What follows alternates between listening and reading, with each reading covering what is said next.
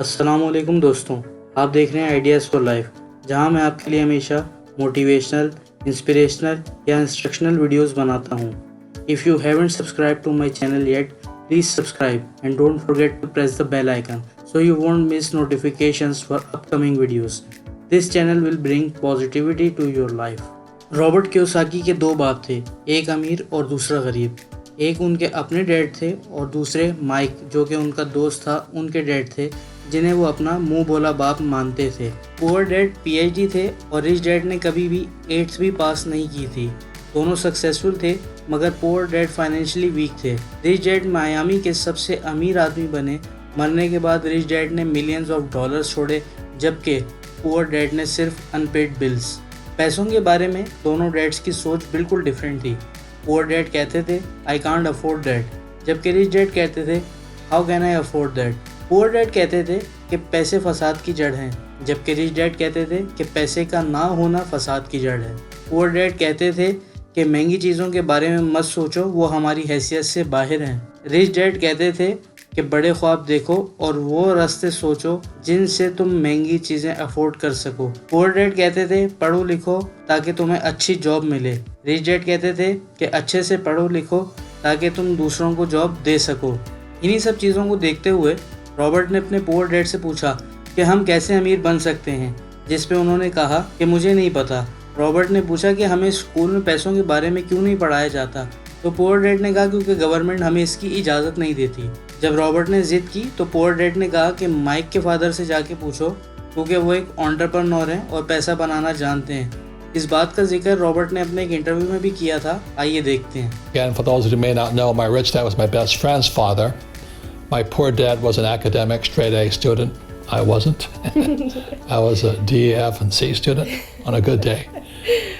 But my rich dad never finished school. So he had a completely different point of view. It's not right or wrong, but rich dad was an entrepreneur and poor dad was a school teacher, head of education, PhD, Stanford, University of Chicago North, all the credentials for academics. So at the age of 9 in Hilo, Hawaii, my rich dad started teaching me because I asked the question of my teacher, my 4th grade teacher, said, what do we learn about money?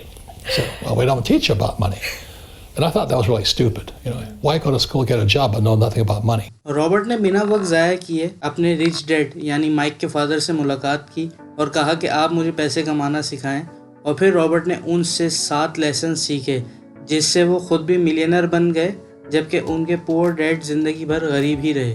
Lesson number 1, fear and desire. लोग ज़्यादातर काम सिर्फ पैसे कमाने के लिए करते हैं, जिसके लिए वो ज़्यादा मेहनत भी करते हैं। बट रॉबर्ट कहते हैं कि आपकी सैलरी जितनी मर्जी भी हो जाए कोई फ़ायदा नहीं, क्योंकि आपके टैक्सेस और एक्सपेंसेस भी उसी रेशो से बढ़ जाते हैं। फॉर एग्जांपल, अगर किसी इंसान की सैलरी बढ़ती है तो वो एक न्यू कार, सेलफोन या घर भी ले लेता है, क्योंकि ये उसका डिज़ायर है। लेकिन फिर वो ना चाहते हुए भी मेहनत करता है इन चीज़ों की इंस्टॉलमेंट्स पे करने के लिए और मजबूर हो जाता है, क्योंकि ये उसका फियर है कि वो इन सब चीज़ों को खो ना दे। अब ये साइकिल लाइफ टाइम चलता ही रहता है और इंसान इस साइकिल, जिसे रॉबर्ट ने रैट रेस का नाम दिया है, इससे कभी बाहर नहीं आ पाता।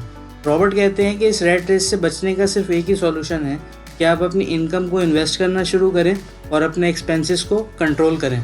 Lesson number 2, assets and liabilities. Assets और लायबिलिटीज़ के बारे में मैं पहले भी कई वीडियोज़ में डिस्कस कर चुका हूँ। रॉबर्ट ने अपने रिच डैड से पूछा कि पैसे कमाने का सीक्रेट क्या है, तो उन्होंने कहा कि एक ही सीक्रेट है जो रिच को पुअर से डिफरेंट बनाता है, और वो है understanding the difference between assets and liabilities. यहाँ इनकी डेफिनेशन कॉमर्स की डेफिनेशन से डिफरेंट है। रॉबर्ट कहते हैं कि वो चीज़ जो मेरी जेब में पैसे डाले वो असेट है और जो निकाले वो लायबिलिटी है, जिसे उन्होंने कुछ इस तरह एक्सप्लेन किया है। But you have taxes and you have upkeep. So money is always flowing out. So that's why your house is not an asset, is because it's taking money from your pocket. So very simply said, assets put money in my pocket, liabilities take money from my pocket. Robert ने अपने rich dad से पूछा कि अगर rich बनना इतना ही आसान है तो लोग क्यों गरीब रह जाते हैं, जिस पर उन्होंने कहा कि लोग असेट और लायबिलिटीज़ के बीच का फ़र्क नहीं समझ पाते। उन्होंने रॉबर्ट को समझाया कि लोग अपनी गाड़ी, घर, दुकान, फ़ोन जैसी चीज़ों को असेट समझते हैं, जबकि ये सारी चीज़ें लायबिलिटीज़ हैं, क्योंकि इन सब को मेंटेन करने के लिए ख़र्चा करना पड़ता है। जिस पर रॉबर्ट ने कहा कि एसेट क्या चीज़ है, तो उन्होंने बताया कि हर वो इन्वेस्टमेंट जो पैसिव इनकम जनरेट करके दे वो है रियल एसेट। उन्होंने एक और बात भी समझाई कि rich don't work for money, they make their money work for them. Rich dad ने रॉबर्ट को कैश फ्लो समझाया और बताया कि पुअर का कैश फ्लो होता है कि इनकम और एक्सपेंसेस, मिडिल क्लास का कैश फ्लो होता है इनकम, एक्सपेंसेस और टैक्सेस, जबकि रिच का कैश फ्लो होता है इनकम, फिर असेट्स, फिर एक्सपेंसेस और आखिर में टैक्सेस। यानी कि रिच सबसे कम टैक्स पे करता है और सबसे ज़्यादा कमाता है, वो भी लीगली। उन्होंने यही बात एक इंटरव्यू में भी कही थी। चलें देखते हैं। The reason I get a tax break here is because I provide jobs. These guys don't provide jobs. I get a tax break here because I invest in real estate. Most people have a house. I have thousands of houses and we provide housing. I provide oil, so I get the tax breaks because the government's my partner. Lesson number 3, mind your own business. अक्सर लोग इसीलिए poor रह जाते हैं क्योंकि वो सारी ज़िंदगी किसी और के लिए काम करते हैं। माइंड योर ओन बिजनेस से मुराद ये है कि आप असेट्स में इन्वेस्ट करते जाएं और इस साइड पर भी फोकस रखें, ना सिर्फ अपनी जॉब पे डिपेंडेंट रहें। आजकल वैसे भी हम लोग सिर्फ डिग्रीज और फॉर्मल एजुकेशन के पीछे भागते हैं या अच्छी जॉब तलाश करते हैं, और हमारा एजुकेशन सिस्टम भी हमें यही सिखाता है कि कैसे जॉब हासिल करें। हमें इस चीज़ पे भी फोकस करना चाहिए कि हम जॉब्स कैसे दे सकते हैं या क्रिएट कर सकते हैं, यानी बिज़नेस के बारे में भी हमें सोचना चाहिए। जॉब करना बहुत अच्छा है, बट हमें साथ साथ कोई और बिजनेस भी करना चाहिए ताकि हम फाइनेंशियल इंडिपेंडेंस गेन कर सकें। Lesson number 4, it's not the smart who get ahead but the bold. Robert कहते हैं कि लोग अमीर बहुत सारे पैसों की वजह से नहीं, बल्कि अपनी फाइनेंशियल नॉलेज और लिटरेसी की वजह से बनते हैं। ऑथर कहते हैं कि सिर्फ नॉलेज होना ही काफ़ी नहीं है, बल्कि अमीर होने के लिए इसका केयरफुल यूज़ भी बहुत इम्पॉर्टेंट है। रॉबर्ट कहते हैं कि बहुत से लोगों के पास नॉलेज भी होती है, बट वो इतने बोल्ड नहीं होते कि रिस्क लें, इसीलिए वो उन लोगों से पीछे रह जाते हैं जो रिस्क लेते हैं। Although financial literacy risk reduce करेगी, बट फिर भी कैलकुलेटेड रिस्क तो आपको लेना ही पड़ेगा, और यही तरीका है जिससे आप रिच बन सकते हैं। Lesson number 5, work to learn. Graduation के बाद रॉबर्ट को एक ऑयल कंपनी में जॉब मिल गई थी, जहां वो साल के $42,000 कमाते थे। उनके पुअर डैड बहुत खुश थे और चाहते थे कि रॉबर्ट किसी हाई पेइंग जॉब में सेट हो जाएं। मगर रिच डैड कहते थे कि कभी भी पैसों के लिए काम मत करना, बल्कि सीखने के लिए करना।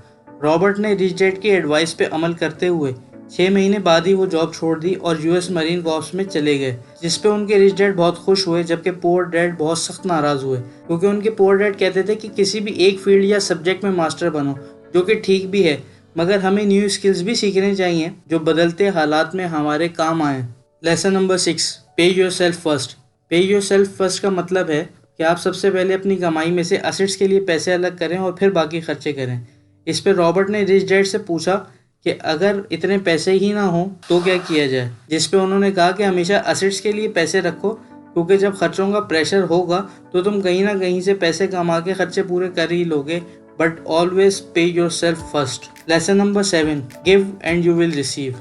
रिच डैड कहते थे कि आपको जो भी चीज़ चाहिए हो पहले उससे दूसरों को दो, आपको खुद ही वो चीज़ मिलने लगेगी। जैसे जब उन्हें पैसों की नीड होती थी तो वो चैरिटी करते थे, और ये हमारी रिलीजियस टीचिंग्स भी हैं। और एक मशहूर ज़माना हदीस भी है कि नबी करीम सल्लल्लाहु अलैहि वसल्लम ने फरमाया कि जब आमदनी का कोई रास्ता ना नज़र आए तो सदका देकर अल्लाह से तिजारत कर लिया करो, अल्लाह कमी बेशी माफ़ फरमाए। इसी तरह जब रिच डैड को सेल्स की नीड होती थी तो वो किसी और को सेल्स में मदद करते थे, इसीलिए वो कहते थे कि जो चीज़ चाहिए पहले वो दो, वही चीज़ आपके पास खुद ब खुद आने लगेगी। दोस्तों, मैंने आपको ये सारी बातें one of my favourite books rich dad poor dad से बताई हैं। ये वो पहली बुक थी जिसने मेरा माइंडसेट चेंज किया और मुझे एक रीडर बनाया। इस बुक का लिंक मैंने डिस्क्रिप्शन में डाल दिया है, आप वहाँ से जाके इसे पढ़ सकते हैं। अगर आपने मेरे चैनल को अब तक सब्सक्राइब नहीं किया है तो सब्सक्राइब करें और साथ ही बेल आइकन को प्रेस करें, लाइक करें और शेयर करें इस वीडियो को अपने फैमिली और फ्रेंड्स के साथ। कमेंट करके बताएं कि आपने इस वीडियो से क्या सीखा या आप मेरी अगली वीडियो किस टॉपिक पे देखना चाहते हैं। And finally, thanks for watching.